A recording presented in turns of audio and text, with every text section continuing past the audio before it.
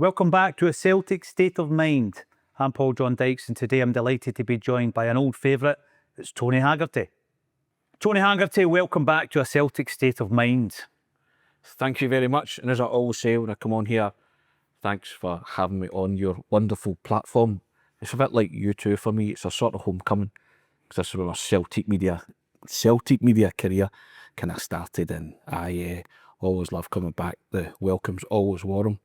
I also wanted to say my thoughts, as a member of the Celtic family, my thoughts are with Manny's family at this moment in time, his wife and his two kids, and I offer my condolences and sympathy to them.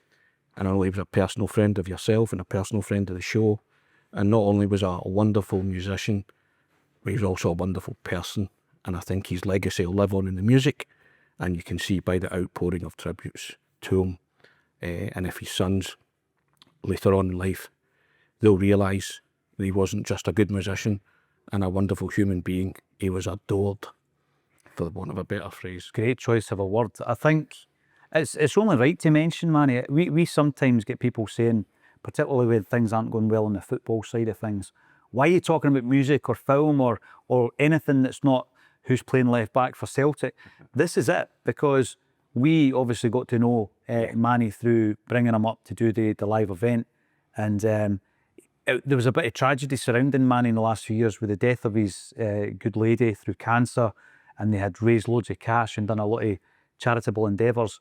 And then Manny was starting to enjoy life again. He had plans. He was thinking about getting back out there, and he spoke about that on the night in relation to with a bass guitar. And then there was the announcement that there was the speaking tour, and I would have definitely gone to the Scottish dates and seen him. He was brilliant. A famous man once said that football was more important than life and death. It's not, but you get what he meant by that. But I think it's important when you're touched by someone's life and their tragic passing that you mention it, and I mentioned it because I became a personal friend, and as I say, as a member of the Celtic family, we extend that sympathy and care to Manny's family, who is survived by his two boys, isn't he? That's I right. believe, is that right? Yeah. And he loved the fact that the Celtic fans sang "I Want to Be Edward." Yeah, I bet he did. I mean, I don't think there can be any other better tribute than that, than hearing a set of supporters take one of your songs and bend it into shape for one of your players. I think that's wonderful. You're probably up there singing it at some point, won't you? And also, I wanted to put on record as well and say chapeau and hat tip to you for your taking down of Jamie O'Hara. Oh, Jamie. Sky Sports. Now, not only was it wonderful television, but for me, that what you defended Scottish football, but you also defended your club with a fervour and a passion, which is rarely seen on a media platform like that. I don't want to give it too much house room, but when Sky Sports take stock port of their actual viewing and take the video down, see what I did there? I think you've rattled the wrong people, or the right people, shall we say, and hat tip to you for that, because I thought you represented Celtic and the club in its finest form, and yeah. And I also want to say one more thing, and it's congratulations to you for being inducted into the Football FCA Hall of Fame. Now, I know you will turn around, having known you a long time, you'll turn around and say it's a massive team effort. But I know the hard work and the hard yards that goes into this. You've made a Celtic state of mind. I say state of mind because not state of mind, because you used to stay from your kitchen table when in the early days with your Good Morning Vietnam, welcome to a Celtic state of mind. And I think personally, you should be really, really proud of that achievement, because I think it's an accolade that's deserving. And also, I think a Celtic state of mind, you've woven it and sewn it into the fabric of the hearts and minds of Celtic supporters, where it's become their go-to Celtic fan media place. And it's testament, as I said, to the work that you've done. And I think you should enjoy that award. Again, you'll say it's a team award. I understand that. But I hope that you've had time to reflect and just look back and say, do you know what? That's a wonderful accolade. And I think you all deserve it. I thank you first and foremost, Tony. But you're right. You know the journey. Yeah. You know the hours and the work that it takes. But I think what then happens is with an award like that is you look at the other people in the Hall of Fame, right? And you're talking The Athletic, the Anfield Wrap, Arsenal Fans TV, Mark Goldbridge, people who have got big contracts. They've got the financial backing. They've got millions of subscribers, and here we are. It's Acsom. We're punching above our weight. But what I'm going to say to you, and I remember saying this when we were down in London, and we won a treble that. We were good at trebles back then. We won a treble that night, and the following morning, remember meeting up for breakfast, and I said to you, right, that was last night. What do we do next? Yeah. And then the last 12 months have been very much about planning. Yeah. With that constant daily routine of this is your bulletin, and then on a Friday night, we employ the services of a fantastic videography team to give us the quality that we want on a Friday night. And the last 12 months has been all about planning. The next 12 months, people are going to see that plan come into fruition. That's exalted company that you mentioned there, you know, and for a Celtic State of Mind to be in that, you know, that's a wonderful achievement. It's not something that you can brush off, because that takes dedication and hard work. And from your kitchen table, you've built the media company. And as I say, 12:30 on a daily basis.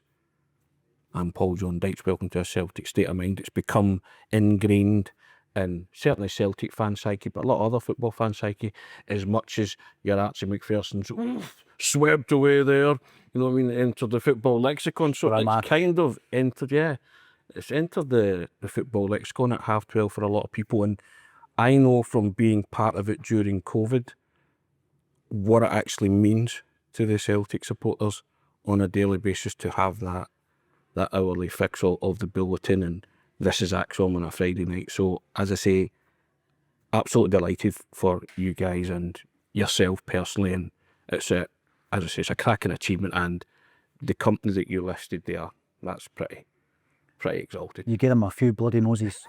The thing is, we'll take it and run with it. Talking about lexicon, you've got one yourself, which we could have put on t-shirts and mugs back in the day. That's going to stick as well, Tony. Yeah, I mean, that I've said this before, that it was a boy, Jim Cullen from the Montrose Bar, and every time the Daily Record boys went in, he would say to me, and he had a phrase, but I refined it, and I said it wasn't my phrase, but it's become synonymous. And you know, every time I'm on a podcast in the group chat, somebody say it, you know? And I think, you know, see if that's what you remember for, I'm delighted. And obviously we all know the phrase is rip roaring, free scoring, never boring Glasgow Celtic. And the ironic thing about it was the antidote to that season, which was dreadful, wasn't it? Yeah, right. You know, because it became the misfiring, perspiring, uninspiring Glasgow Celtic, didn't it? For want of a better phrase. But the amount of people that still get in touch and they'll sign off with rip roaring, free scoring, never boring, and it always makes me chuckle. It always made me smile. And the guy Jim Cullen that owned the Montrose Bar, he was a larger than life character, and every time he said it, you know what's coming. It's like watching old Morecambe and Wise at Christmas. You know what's coming, but you still laugh, don't you? You know, it's like watching a Marx Brothers film at Christmas, for me personally, and I know what's coming, but I still hee-haw laughing. And so, and if it gives people fun and, you know, it makes people smile about their football club, then so be it. I mean, I've had the flip side, people bin that part, it's rubbish, you know, and I'm just like, it's no one to be taking that seriously, you know. The thing is, it was very natural. It happened organically. Yeah, correct. So two things you've said. The first one on Jamie O'Hara, and hear me out, we won't give him too much airtime. The other one being that particular phrase. I think we can work both of these things into where Celtic is right now. We'll have a right good talk of how we got here, but also what happens next. I'm very much always looking about the what next. Going back to what I said to you down in London, we had breakfast and I says, right, this is day one. We reset and we try and do something again. So I'm going to start off with Jamie O'Hara, because everybody knows now, because I've kind of explained that I didn't know he was going to be on the show, Tony. But what you've seen was a natural response. It wasn't rehearsed. I didn't know what was coming, and that was my natural raw emotion, right? And my natural default position was defend Celtic Football Club. Yeah. Right. And I think that's important, because what I've seen fairly recently, and it's from a minority, is people saying, you love a crisis, you love the crisis clicks, you actually want to fan the flames to make sure that the crisis continues so that you can get a wider audience. My default position was what you seen that day on Sky Sports, Tony. I think when you set someone up for an ambush and you have a battle of wits, you better come prepared. Because I know who's prepared, and I've just outlined why. And you've got the awards to prove it, and you can ask Jamie O'Hara up to your studio, wherever you keep them, to polish them. If you want, it'll take him all day. It's like that Back to the Future scene at the end where Bits polishing the motor. Exactly, right? But it'll take him a while, because there's quite a few of them. But it's that real self-proclaimed greatest league in the world arrogance about it all that smacks of money. And, you know, we're the kingpins of world football. You may well be, but do not slag a product which you've never set foot in, you've never played in. Ask any English player who's come up and plied their trade in Scotland. They'll say arguably the best years of their life, both for Celtic and Rangers, and they'll say it's some of the hardest yards that they've ever did in their career. But to come from a base point of ignorance, we're going to hit you with facts, mate. We're going to tell you, because Scottish football, as much as I say, it's never been tainted by real money. And I mean, like, you know, oligarchs and oil and taking over. What we have is raw. We get it. I think you said it on the broadcast. We know where we are in the food chain. But I tell you what, we punch above our weight big time, and we will defend it passionately to someone who's as blithely ignorant as that and wants to spout that view on a platform which they know goes out to millions of people. I spoke to you after it, and I said that shock jock approach. I also called them something else. The two of us burst out laughing. And, you know, that to me, is that the way we're still approaching talking about football, that shock jock nature of it all, with him and Jason Cundy on the radio side of things? Do people still fall for that? I thought we liked to have an intelligent debate about football every now and again. I think it goes back to the fact that you can, you know, have the Spice Girls at number one. Just because a lot of people tune in, doesn't mean it's right, doesn't mean it's good. Yeah. And when it comes to football, I think you get that burst of interest. But then people look and try and seek other things out elsewhere, Tony. I really do think that. Yeah. And you do get there are certain people out there who they'll do it across the board. It won't just be a Celtic platform they'll have platforms for all the clubs over Britain, and they will just, you know, they will wheel out that kind of shock jock. You've just seen it, even today I seen a title of a piece, and it made out as though Dermot Desmond's just given an interview. Yes. And within one line you realise it was the Celtic Opus interview for 2008. Yeah. You know, it's almost 20 years old. So the only interesting aspect of that article, very well-written piece, originally by Andrew H. Smith, I believe, was the fact that he's not actually changed his attitude in 20 years, and actually he never will. But it wasn't that type of article. The article was just trying to get the headline. Yeah. You click it to see if it is a new piece, they've got their click, they're happy. If it was like an opinion piece, Tony, and I know if you were writing it, you would have an opinion based on, this is what he said back then, what's changed? And your summary of that would be, nothing's changed, which means nothing's going to change. That's a different article. Meet the same boss, same as the old boss. Yes. Because he's not a new boss. And that's the thing, I funnily enough, I saw that this morning, and I had a glance at it, and then I realised it was from the Celtic Opus, from Andrew, as you say, who's a very good writer. I'll say that about him. His stuff's excellent. But yeah, there was nothing new in it. But I guess, you see, the interesting thing is, 17 years on, you could just cut and paste that. Yeah. Today. And you could have easily have said that at the AGM if he turned up. And you think to yourself, 17 years, it's almost 2 decades. It's still that kind of approach that it's my way or the highway, with a man who owns 34.7% of shares at Celtic, but has 100% of the say in everything that happens. And again, we've spoken off-air about this. That can't be right, surely. And if you had a board worth their salt, surely someone, somewhere along that line, would say, wait a minute, you know, can we not do it this way, or have another opinion, or, you know, and it would appear not. So then that feeds into the whole, well, 20 years on, you are unfit for purpose. And that phrase that I used about a particular Celtic manager has now come back into the lexicon, hasn't it? We are an analogue board trapped in a digital world. We are not moving with the times, which is why the protests are formed on the back of this. They see a club who are content with domestic success, but they're not moving anywhere. See, Celtic fans, Tony, I don't like making sweeping generalisations, but I'll do it on this occasion.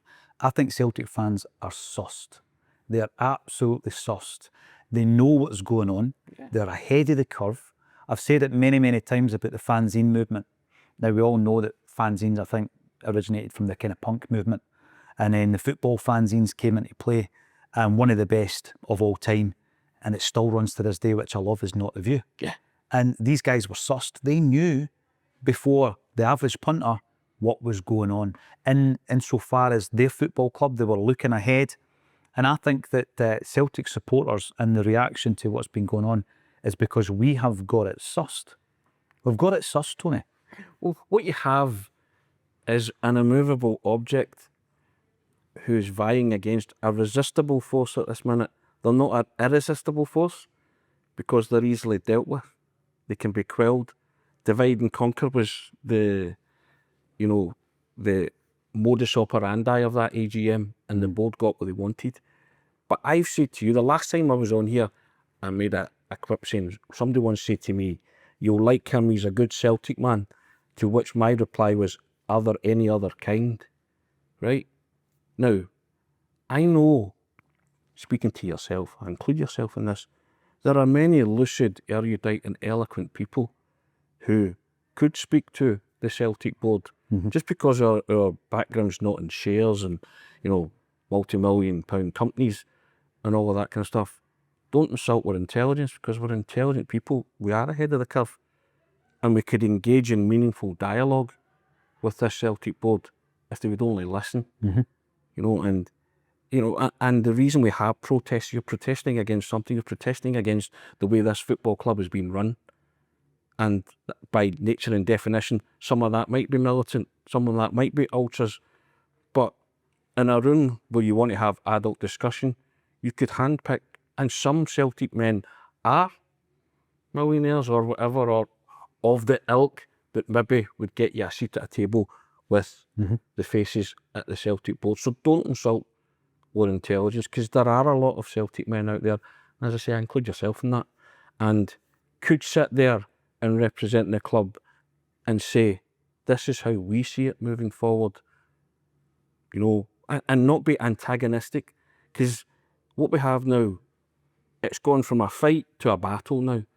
And I said it on my other platform, the Celtic Way. We've got a battle. The corporate heart of Celtic are fighting against the Celtic soul. You and I are in the Celtic soul. Yeah. Corporate people are there. And no good is going to come of that at this minute in time, because the corporate heart's going to win hands down every time, because they control all the means and ruminations of voting processes and everything else that goes along with that. This, I don't want it to escalate into a war, but the narrative has switched to the Celtic collective, the Celtic Trust, and all the fans were in unison. They were a united front in terms of their protest towards the board. Everything they did up until the AGM, in my own opinion, was exemplary. They were making their point. It was fine. On Friday, it took a more difficult turn, because the moral high ground was lost. I agree with the red card, and and if you want to shout sack the board, so be it. But we wanted to dangle their feet over the fire and get them to answer particular questions as to where we were heading. Yep.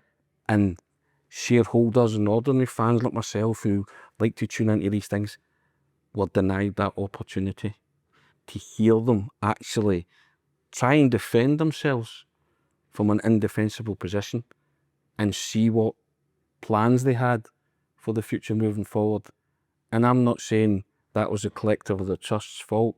I'm just saying that there was fault on both sides, because I think maybe that tactic wasn't the wisest, but I also think the board, it played into their hands and they got what they wanted. A a termination of the AGM. I thought it was terminado. Because they weren't prepared to answer those kind of questions, because they never are. You know, the thing, Tony, for me is I look at the management. This is all going to tie into, you know, there's a lot of trebles in this conversation, right? And I think there's a treble of years that gives Celtic PTSD. 1994, 2012, 2020, right? And there's a treble. And it's about how you react to the change that happens then, right? And I found it not that surprising that Ross Desmond actually quoted the fact that, you know, this club was on its knees, etc., back in the 1990s, because we do suffer from that fact that we think you should be happy that we're here, because back in 1994 you were on your knees. But in relation to the actual AGM itself, I think a lot of things can be true at the same time. First thing is, the board should be able to deal with a little bit of flack, because that's all it was. Tony, that's all it was. You imagine being a footballer, let's say Neil Lennon, travelling the length and breadth of Scotland and being abused at every away ground. He deals with it. He absolutely deals with it. Then flip that and think of a footballer who has never been favoured, if you like, and has always got stick at Celtic, and there's been many over the years. They deal with it. They absolutely deal with it. And I think the board, under the circumstances, walking into a room, deal with it. I've used the example of Terry Cassidy.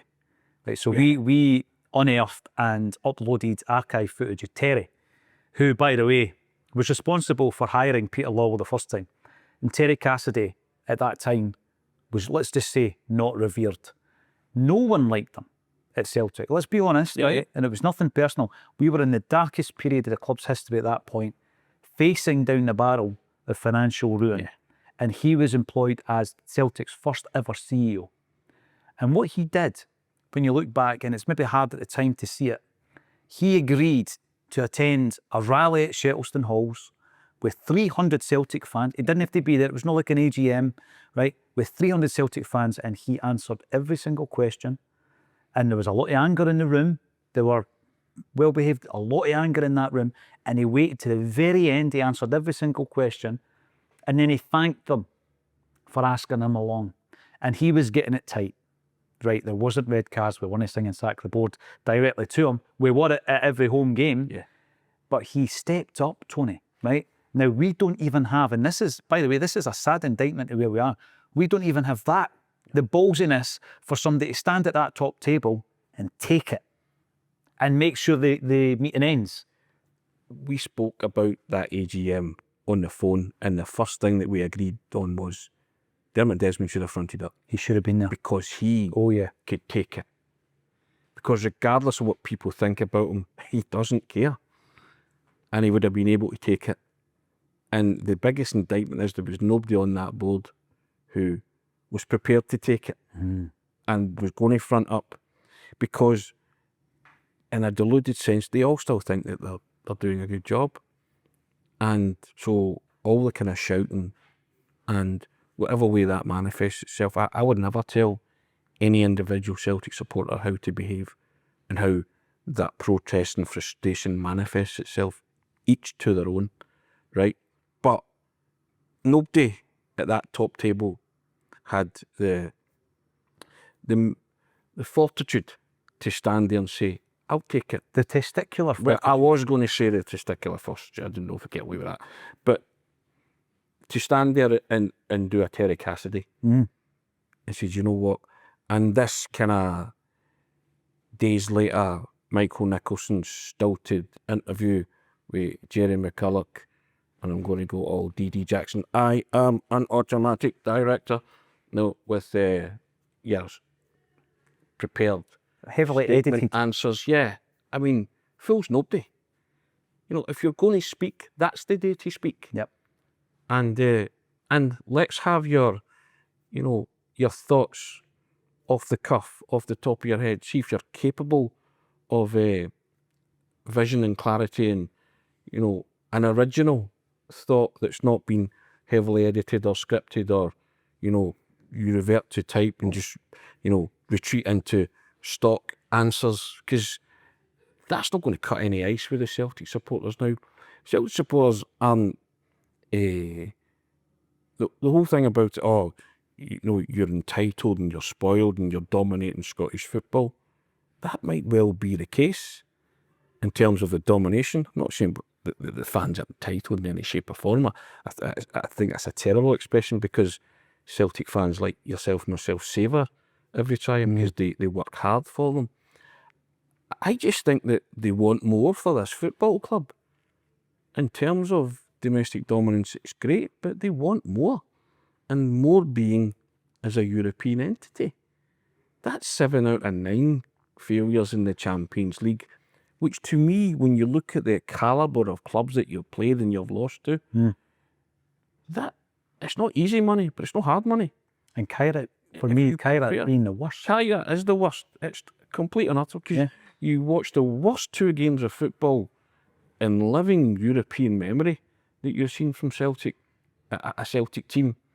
You had 1 chance or 2 chances, James Forrest hitting the post at Celtic Park and Dijsselmeer crashing a sitter over the bar over in Kazakhstan, and that was your lot, because Kyrat played for penalties from the moment they came to Celtic Park, and that's galling. To me, that's just, again, going back to preparation, you're setting yourself up for that failure, and the previous manager saw that and he wasn't prepared to take it, which led to him falling on his sword after the season before, when you came out of Bayern Munich thinking, the Allianz Arena thinking, oh, You were there. how close were we there? You were there. Best, Didn't you speak to Brendan after the game? I did. One of the best European away performances I've witnessed from a Celtic football team. That close, but I get it's the tears for souvenirs, narrative. So, but I'd spoken to him the night before and we talked about the miracle in Munich. I went on 5 Live that night and said, there will be a moment in this evening when the miracle in Munich will be on. And I get a text back saying, you were so nearly back on the show. I said, of course. I says, I wasn't saying it for a laugh or for dramatic effect. This football team were good. That's when you had to build. And Celtic are world class at just letting you down and not preparing for, the future. They're world class reactors. They're not world class proactors. And every Celtic supporter from the year dot has been frustrated by that outlook and that it seems it seems like a kind of policy, doesn't it? Yeah, and that's going back to what I said about Celtic fans being sussed. We can see this for what it is, Tony, right? Yeah. And it's like, absolutely, going back to the Bayern Munich games are the right thing to do, because that's February and we're now in November. Yeah. And it's like from there to where we are now. Now, by the way, I had a conversation with a good pal of mine who Stevie Mullen. Yes. And Stevie made a point to me. I like listening to other people's perspectives.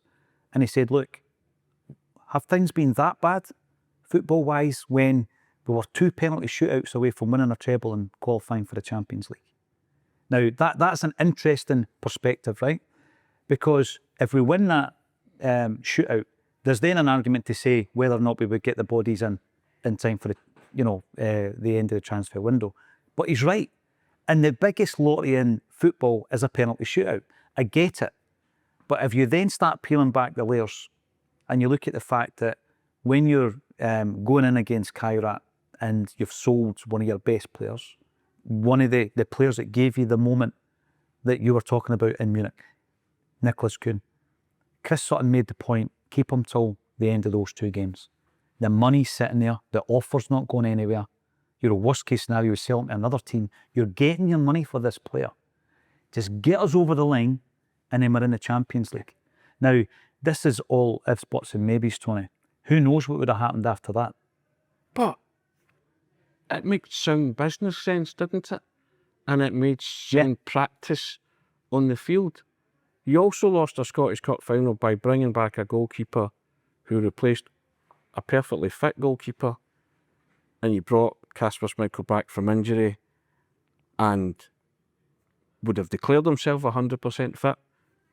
you know, only people know that. But again, Sinazalo hadn't done much wrong and probably deserved to play in the cup final. And Casper lets in a goal that's just completely and utterly characteristic of his career. So you say to yourself, was it wrong to bring him back? Did they bring him back too soon? Could Sinazalo not have played in that? Again, it serves buts and maybes, but there's questions in your head about the preparation and was it 100%? Did they take their eye off the ball? And I think that's what the Celtic supporters are worried about now, that all of this is taking your eye off the ball. Celtic are in a title race. They've got a league to win, and you know, and the illustrations there are that when Celtic do not prepare, the inevitable happens. But it's always the fans that suss out long before anybody upstairs sees it coming. They react to it. Yeah. And the fans tell them, you know, with the banners, don't fall asleep at the wheel and all that. They don't do that for dramatic effect. They do it to let people know. They see it coming. They see it coming. They can see around corners. No, because again, going back to what I was saying earlier, we have people who can have an intelligent debate and conversation about Celtic without, you know, using threatening or perceived to be threatening language. But you can't, two things can be right. Yes. Right, as you said earlier. You can sit down at a table with the Celtic board and say, listen, you know, nobody's questioning the financial stability of this football club. We are questioning certain other things which are to do with the football department, which we believe have been neglected and have been neglected for some time. And that's what we're protesting about, because we don't think we have a plan. We fly by the seat a lot. I think successful managers come in and they're successful, and in spite of the board, not because of them, because their talent. I mean, they got lucky as anything with Ange Postecoglou after the season that shall not be named. Hugely. Going back to the penalty shootout, these are the chances, these are the margins, Tony, that no matter how well prepared you are, this is the full roundness of this point. No matter how well prepared you are, you can still get beaten two cup finals or qualifiers in a penalty shootout, regardless of the opposition. That can happen. But what you cannot leave to chance is preparation. Yeah, should you be in that position to be in a penalty shootout when you played Aberdeen the midweek before and hammered them 5-1, under strength side, and hammered them 5-1 in Pittodrie. And again, there was that attitude, cricket's going to the cup final.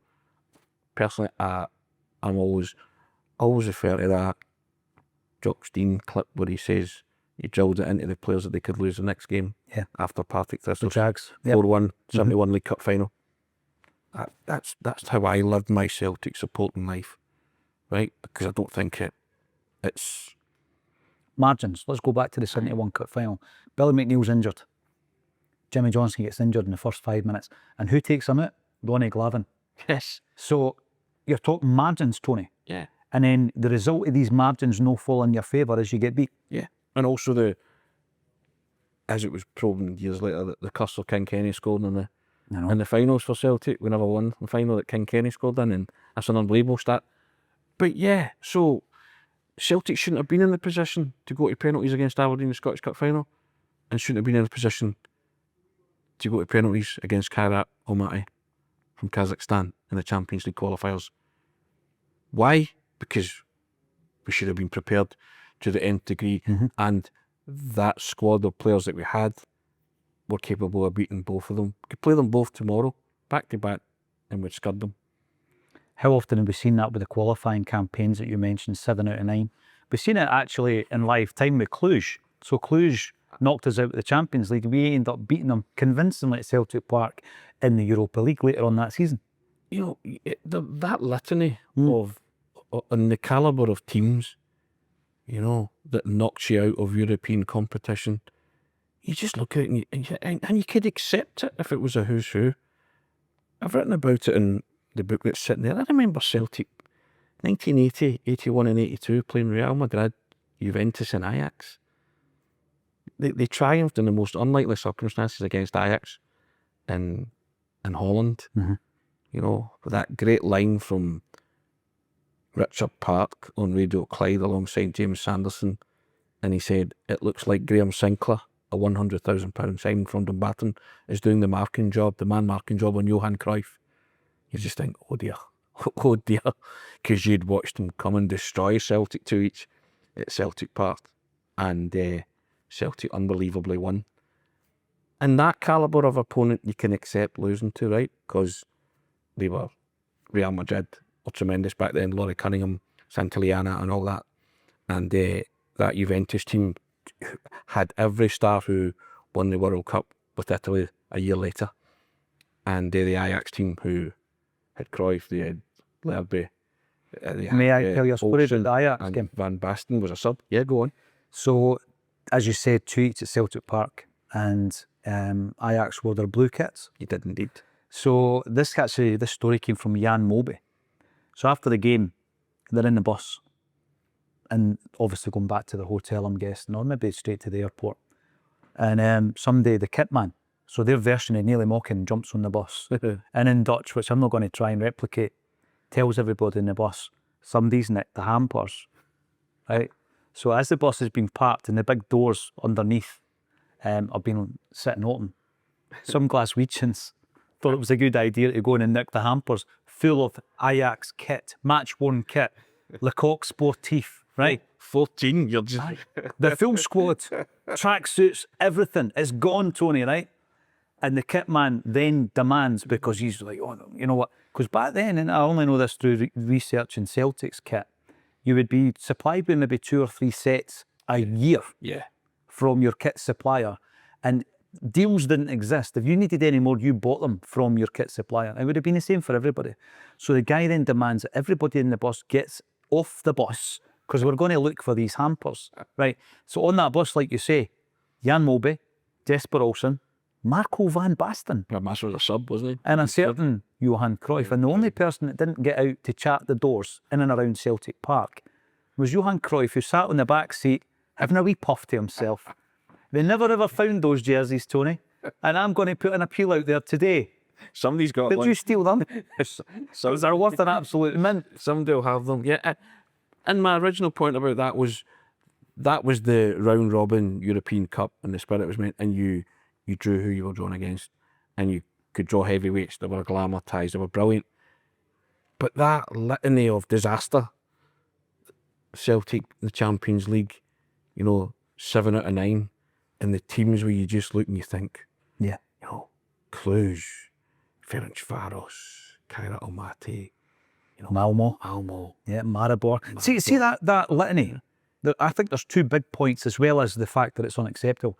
2 big points we can also draw from it. The first one being Cluj knock you out of the Champions League. AEK Athens was the other one, wasn't it? Yeah. They knock you out of the Champions League. And when they knock you out, you've got your 2 big signings sitting on the bench, because we've not got the deals done early enough, Tony, right? And it's Julian and it's Bolingoli. Regardless of what happened with Bolingoli afterwards, he was purchased as our new left back. And on the night, you'll remember Callum McGregor having to play left back in a Champions League qualifier, completely unprepared. Completely unprepared.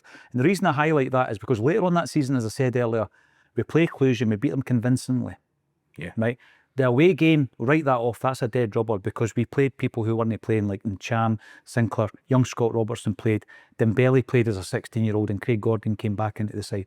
So it was a fringe team. We went over there, we were already qualified, but we had it in us by the time that we actually settled in the new signings to beat Cluj. So we've not learned from that, Tony. The other one I'm going to bring up is Midtjylland. As you know, Ange Postecoglou's first games in charge of Celtic. Now, the Midtjylland team back then, right, they went to extra time, you'll remember, over there to knock us out. And I remember being so disappointed in the fact that in that first game, Near Beaton gets sent off. And it really puts us under the cosh. Dane Murray makes his professional debut, senior debut for Celtic as an 18-year-old. And we've done as well as we could have done, but again, margins. But the reason I'm bringing up Midtjylland, Look how they've progressed on the European stage compared to us. So I think from the 7 that you've mentioned, you can use Cluj as a reason to be prepared. Yep. And you can use Midtjylland as an example of a team that is progressing year on year, and we're not. And you can also look at Bodo Glimt, who knocks out the conference Yes. by a handsome margin. As progressive football clubs, you know, when you prepare thoroughly, you get managers in to, you know, you get your strategy right from top to bottom in terms of recruitment, and you bring in the players to fit that system, the manager's system that he wants. It's not difficult. And it's certainly not difficult to achieve it on the European stage either, because many managers are now doing it. Bruges have done it as well. Ajax have continually done it. We have a wonderful academy, I get that. But Ajax sell players right, left and centre, and they still produce teams that are capable of being successful both domestically and in Europe. Might take a hit domestically for a couple of seasons while they replenish and rebuild. I know in Scotland that's unacceptable and unpalatable to Celtic supporters, and that's fine. But I think sometimes there has to be a shift in the mentality, because if you want to build something big further down the line, there might be some short-term pain in that.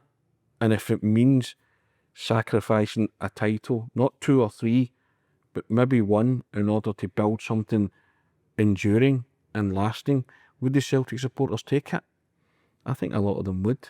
If they would turn around and say, do you know what, we're going to be a competitive force, we might have to write off, you know, our domestic league. People might be shouting at the screen when you watch this and say that's sacrilege, but I'm talking about actually building something tangible and something solid that, you know, you can then take forward, because it works for other clubs. See your point, Tony, right? Again, going back to that thing where 2 things simultaneously can be right. I think we're in a position where that is a realistic thing that may happen, and it may happen sooner than we want it to happen. But I don't think it should, because I think all the systems that you've got in place should prevent you. So even with the churn and the change and the selling of players, I think we've got it wrong, which means that we might have to go through a period of pain. I don't think we should have had to. I mean, the academy's not produced a player. I don't like the thought of that, but I say to myself, but you're always going to compete for a title by nature of the fact that you have the biggest and best resources. So I'm not saying that they just toss it completely. You're going to compete for it. You might lose out on it, but I'm talking about a bigger picture, because I think the Celtic supporters want to see the bigger picture, because domestic success is all well and good, but it comes to a grinding halt when you go into European competition, doesn't it? And the Brendan Rodgers Allianz Arena, you know, run apart.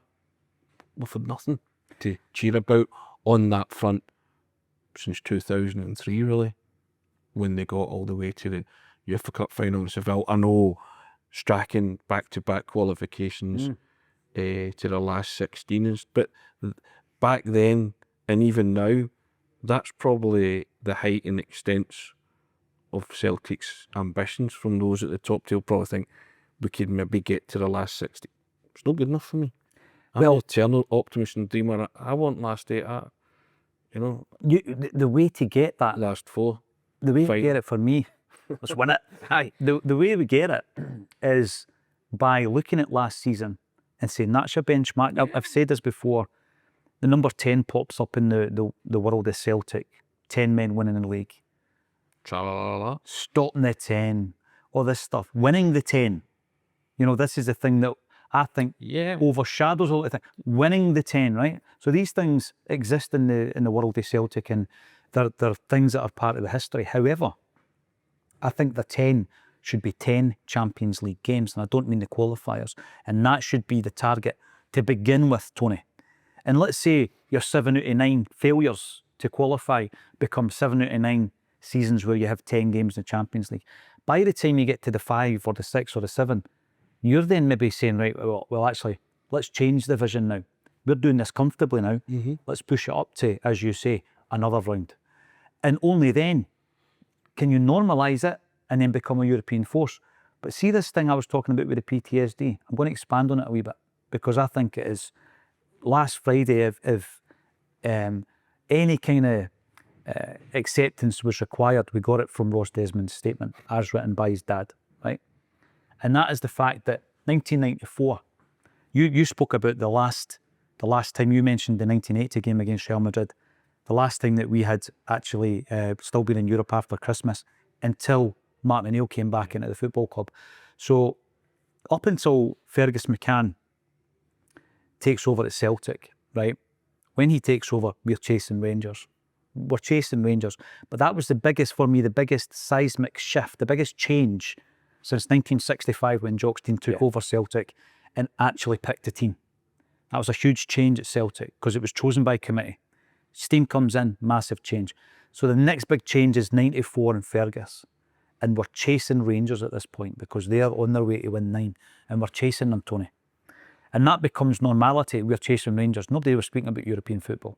We had a couple of rounds here, there, Dynamo Batumi, and just, you know, it was, Europe wasn't in the equation. Then we catch them. We catch them and we win the league and we stop the 10. There's that number 10 again. We stop the 10. How did the vision change? I don't think it did. So at that point, it's still Celtic or Rangers winning the league, Celtic and Rangers. There was no dominant force at that point. Then Martin comes in 2000 and there is a dominant force. And that dominant force is Celtic. We get to a European final in 2003. Celtic are still the dominant force. We continue to be the dominant force until 2012. And there's the next seismic change. How does Celtic respond to that? We just wait on Rangers coming back, Tony. We'll wait on Rangers. And what you can say is, right, when was the last time Celtic reached the last 16 in the Champions League? Oh, look, it was 2012-13. Rangers' demise had just happened the previous season. We have the famous victory over Barcelona. We then have the last 16 against Juventus. And they knock us out, and they knock us out convincingly. We never get near it again. Why? Because we're just waiting on Rangers coming back. So we're not being proactive, Tony. There is no vision. Because they think once we lose the 10, the board think, we'll just reset it. Because look, that's what they're interested in, winning the 10. It's not for me anyway. It's too parochial for me. Yeah. It's too narrow-minded. It's too tunnel-visioned. And it's not why I support Celtic. I've grown up in Tales of Lisbon. You can argue Seville was your Lisbon or Milan. It was certainly Milan because Celtic lost the final. And I've always said losing in a European final stage is not for losers. And I've always argued if someone was to say to me tomorrow Celtic will get to the Champions League final but they'll lose, I'd say, nah, don't want it. Because I am the eternal optimist. You are Henrik Larsson after that game in Seville. I never came here for this. You know? But he went and won the Champions League after it. That's the difference. And correct, right. And you watch that as a Celtic supporter and it's harrowing footage, that, because you cry inside alongside Henrik, because he played out his skin that night and all he needed was for 3 or 4 to play like he did, because Celtic would have won, or they should have won, but they happened to come up against a team whose trajectory was on the rise, a manager whose trajectory was on the rise, and something, well, it just wasn't to be. But that's what I want for my football club. And I keep hearing that these people at the top table want the same. Do they? They bleed Celtic apparently, Tony. Well, I don't see it. And then you talked about Ross Dermot's statement, you know, to say to Celtic supporters that and via Dermot Desmond, people who have contributed nothing to society. Seriously? I think that's damning. It's really damning, and that's utter contempt for a support base who I think you spoke about today on your channel as having won awards from FIFA and UEFA. Yeah. A fan base who will go to the nth degree and the ends of the world to support their team through thick and thin, through the, you know, for those of us who the Celtic Daz, as we're known collectively, that were around in the 90s and witnessed real purgatory real hell watching their football team to utter those words via a statement to say that Celtic supporters have contributed nothing. And A body of you, Ross read it like that, didn't he? yeah, who have contributed, and you're and I'm painting a target on my back when I say this. What was he going to say? Well, correct. I just I'm thinking, well, why say it? Because that's Laurel wrapped it up at that point. Yeah, He was going to say something. yeah, because he was going to say something after Yeah. he said that, and I realise I'm painting a target on my back when I say this. I don't know if there was a ... or something else coming, or he meant to say that when I say this as in what he just said. You cannot say to the Celtic supporters, you've contributed nothing to society. Because as I said earlier, yeah, good Celtic man, Industry, business, the arts, you know. music, film. You look at Celtic fans. We've been speaking about it on here for 8 years. Correct. And what Celtic supporters contribute, not just day-to-day life, but I'm talking, like I say, in industries of the arts and literature. You look at Celtic supporters and what we contribute. Yeah. And I say this, and I said it today. If you look at the 54,000 Celtic season ticket holders, many of these people will be self-employed. Many of them will have corporations, businesses. They'll have sat in boardrooms, Tony. Yeah. They're sussed. Celtic supporters are by their very nature.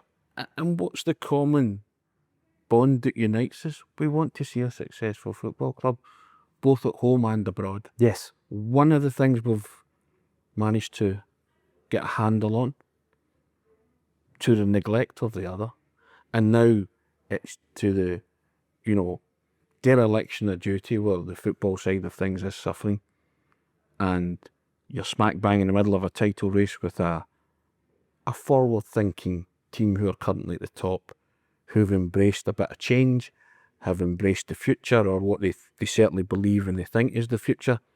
Whether or not they can last the course and distance, we shall see. But it's certainly given, or it should have given Celtic a jolt. But it doesn't appear to, does it? And when you hear stuff like that at the AGM, and these people that are privileged to sit at the top table will tell you, but we're a good Celtic man like you. Is that right? Prove it. Prove it. Prove that you are by engaging in meaningful dialogue with people who, you can call them dissenting voices, call them what you like, but people who are unhappy with the fact that in 22 years since Celtic last reached a UEFA final, nothing has changed at boardroom level, strategy, preparing our recruitment. Nothing seems to have changed. And that network of foistering coaching staff onto new managers as well, which I believe will continue. Wilfred Nancy will bring in a couple of his own people, but I believe he's going to get Sean Maloney as well. I don't think Wilfred Nancy would have said I want Sean Maloney, but he's getting him anyway. But that kind of attitude towards it, you just, I look at it and I say to myself, you said it earlier, we're not learning anything, are we? We are learning nothing but telling other people, what do you know? Well, I'm going to take the opportunity here in closing, Tony, to say and ask you something, because I'm always very much, how can we resolve this? I'm never thinking it's done. I just don't live life like that. No. You can resolve everything, right? So I'm looking at a situation where you have got a dominant force at Celtic, and now that's a dominant force who's becoming a kind of family force, maybe even a dynasty. We used to hear that word quite a lot, right? And you've got a situation there where they, and I keep hearing this, as a family, having invested, right? That's the difference. Invested money in Celtic Football Club. So if you make an investment, it's a risk, and you might actually get a payoff or a dividend. Well, they have had the latter since the investment was made, but they've not invested a penny of their own money in Celtic since 2005, right? So the biggest influx of cash every single year at Celtic Football Club is given to the club, not invested in the club, given to the club by the fans every year for the last 20 years. So there's no bigger contributor to Celtic's financial success than the fan. By those who contribute nothing to society. Exactly. But their contribution to society is to their football club, which they care passionately and deeply about. And you're talking about dynasties, the Kellys and the Whites, and you've got a Minging dynasty, didn't it? And the problem here is we're headed the same way under the Desmonds. So they're rich. That's the difference. They've got business now. Desmond sold a company last week where his net profit from the sale was £1 billion. You and I can't imagine what level of control that gives an individual. But is that healthy? Because he's not investing his own money in Celtic. He did invest in free share deals dating back to 1995. He was brought to the table, he invested, and he's invested 3 times. But he's not just giving Celtic the money, he has bought a share in the football club. When we buy season tickets, merchandise, prize draw tickets, anything Celtic related, we give. That's what we give. And what do we get back, Tony? We get Celtic. That's it. Correct. And we get the 2 C's, we get Celtic and contempt. We now get contempt, that's for sure. That's our share in Celtic. Yep. You know, we don't need a dividend. We don't need a certificate. Our share in Celtic is our scarf. It's our club tie. It's our blazer. It's the badge of honour. It's that feeling of supporting something and belonging to a cause, as Tommy Burns said. And that's a natural human instinct. Correct. And that's why Celtic supporters do it time and time again, despite being treated with contempt. We're rich. Nothing you can do about it. You can protest, you can say what you like, an immovable object. Nothing lasts forever. And it might take a long, long time to remove certain individuals from that board. But I think you can comfort yourself when you talk about a change is coming. It might not happen today and it might not happen tomorrow. Because if this current regime sticks to their current, their common practices, then it's an ill wind that doth blow, because the Celtic supporters, who you've said are switched on and smart, they won't put up with it. No. And they'll find the ways and means necessary, and that means you lobby every individual who's capable of, you know, they talk about these people who contribute nothing to the cause. Why not be an adult in the room and meet like-minded people who have got the best interests of the club, both in a financial sense and a football sense at heart, and can steer us towards a bright new future. And you say, after 25 years of no new blood on that board, it's the same board that Martin O'Neill came into for the second time. It's horrendous, when he started in 2000. It's the same people on that board. I don't know any other business that is like that, and that closed shop element. Clique. Yeah, clique. Cliquey. You know, to attitude of the Celtic board. And now telling you, we've got the money, we've got the power, and there's nothing you can do about it. Well, we'll see about that. I said at the start that it was a fight and it's a battle. I genuinely don't want it to escalate into a war. But further down the line, it may have to. Both sides, there's a compromise, there's a middle ground. And see, the thing with that, Tony, going into the AGM, nobody's going to ask me for my advice. But every single day, what I do get is I get a sense through streaming every single day, a sense of the feeling and the different views that are coming in from Celtic supporters. We get up to, during the live and post-live, 1,000 comments a day, and that's not taking into account the social media channels. So we're getting a cross-section of views from Celtic fans every day. Paul, we agree that there is no right or wrong way to support your football club. How that support manifests itself is up to the individual. Yep. You can't dream of telling people how to act and how to behave in certain circumstances. But what we do need is a grown-up conversation about where we go next, with people at Celtic's top table who are willing to engage with, you know, I'm not saying ordinary Joes per se, they might see them as ordinary Joes, but erudite, eloquent, you know, business-minded Celtic people who are ahead of the curve. Are ahead of the curve and who can see around corners and can say to them, look, this is how we see it. How do you see it? Compromise, as you say, because it doesn't have to go to war. I think It can still be fixed. You're correct. You know that, because everybody says Celtic are most powerful and we're all united. The Holy Trinity. Correct. Right, so picture the scene on Friday. Nobody asked me for my advice and why should they. But if they did, picture the scene on Friday, Tony, right? Because I'm into presentations. I had a previous job where I presented every single day. And then what we now do with the Acsom events is we present. And in many ways, even when you're doing the live streams, you're presenting every day. This is how I would have presented it to the shareholders. You walk in, present us with your vision. So see, you've got a media team there. How many did they say they're employed full-time? It was over a dozen full-time employees of the media team. Right, see, for the last month or even longer, you should have been coming up with an award-winning production of a video, selling us your vision. We're currently working on a CGI vision of how Paradise could look. Do it. Show us your vision. Show us your European vision. Blow us away. Cinema, Tony. That's your introduction. And then, when they walk onto the stage, make sure Martin O'Neill comes out first, followed by XYZ and Dermot Desmond. Right. Importantly, Dermot Desmond, be there. Now, I'm not being funny.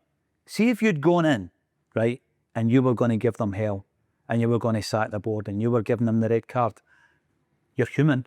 See, after that, you're probably gone, right, okay, let's hear it. Yeah. Right? So there is a way in managing the situation better. You give them an ear. And that, what you've described to me, is a rip-roaring, free-scoring, never boring production, isn't it? It is. Right. That's how you handle it. Yep. And Celtic are paying people in the media team to come up with anything resembling that slogan. Emotional. Get the heartstrings. Yeah. Set it up. But what's the one thing Celtic supporters will buy into? Hearts and minds. Emotional attachment to the football club. Because they love that football club. Yep. Despite being people who don't contribute much to society, what they do contribute, they contribute to that football club, which is a massive pillar of society, Scottish society, I would say. Could be wrong in that, but I'd roll about the floor. That's a hill I would die on, and say that the Celtic supporters contribute. You hear people from Ireland talking about the European Cup win of 1967 being more than a sporting achievement, Tony. It was something that Celtic were carrying the torch for the Irish diaspora all over the world. We are more than just a game of football. Yeah. Right? And that could have been emphasised in video form, right? And there's your introduction. Manage it. Stage manage it. And you're still trading on that, and you could still trade off that, those words. We did it by playing pure, beautiful, inventive football. That's what the team's synonymous for. And if you want to really break it down and emphasise the Celticness, the Scottishness, the Glasgowness of it all, McIlvaney's, they won it with a Glasgow District 11. I mean, these things reverberate around the world, because people say, with a what? Sorry? A Glasgow District 11. Explain that. What does that mean? Here's what it means. See all of that kind of stuff, that emotional tug on the hearts and the minds of Celtic supporters. I wasn't privileged to watch that, but I'm weaned on that. I know about that. And they're indoctrinated into it. And kids, in less than 2 years, it'll be 60 years. Mm. See if I'm in the media team, I'm on that now. But we're going to give you a stadium fit for the Lions and for the 60th anniversary. See all that kind of stuff, Tony, right? And you sell the vision. See, the first thing you do in that season, you bring in a hoop strip. So a hoop strip. Big number on the shot. Right. A hoop strip. Nothing else. No sponsor, no nothing. Not a Celtic strip from 66, 67. My goodness. You talk about the diaspora all over the world, you would shift millions of them. Just that, get that prototype and you bring that out as your home kit. And see if you don't do that, that's an open goal that you're... It certainly is, Tony. Another license to print money. Yeah, and do it the right way. But see the thing with that as well, after that introduction, someone strong at that table, right, they stand up and they accept that what they have done has not been good enough, but this is how we're going to fix it. And everybody in the room gets a chance to ask their questions, and everybody leaves feeling as though there is an end to this. See the whole mea culpa thing, that you get that soundbite stuff from Michael Nicholson and Peter Law. You don't believe a word of it. No. See if there was real contrition and there was real meaningful dialogue, and it did come from the double D. You would say, right, you would give them an ear, wouldn't you? Say, okay, and they really turn around and say, you know what? Absolutely. You know, we really accept that we have made fault, but here is our vision for the future. Because I don't believe that any of those people that sit at the top table of Celtic could win an argument against me. I'd like to see them try. Because we get cold, hard facts No, I know. to present to them from a base level, and they'd be floundering. Because there is no, again, I go back to it, always reactive, never proactive. And there's too many people who are now proactive amongst the Celtic support, and they're clever, and as I say, they're eloquent, and they might well be rich. They might speak the language of the top table that you could engage with. But I also think there's also people like yourself, I say it, I push possibly myself, who could also help in terms of media strategy, implementing various things, content, all that kind of stuff. Maybe overplaying my own part there, but certainly. But also telling them, yeah, this is what we are hearing every single day. Because see the fans forum, we have a fans forum every day, Tony. Yeah. Not once a fortnight or once a month or once a quarter. Every day we get a fans forum live. And it's inundated, isn't it? Inundated. We could run for 2 hours a day, easily. And we could run for 2 hours today, but we're going to have to wrap it up. Tony, tell us about your books before we wrap it up. Oh, yes. It's coming up to Christmas. I don't do this enough, but I probably shouldn't. Thanks very much for giving me the platform. I've written 2 books. One's called Gonna Giza, Kick Your Ball, Mister. And yes, that is Diego Armando Maradona and Ugly Kid Joe standing next to him. And the other one's called Gonna Giza, Lift Our Mister. And they're basically 2 books of 20 chapters, kind of snapshots of my career, people I've met, like Maradona, and places I've been. That's the best name drop we've had on Acsom. Lots of humour and family. First one's got a tale of family and football by a fan with a typewriter. And not all of it is Celtic oriented. Lots of different chapters about it. Actually started off as an idea.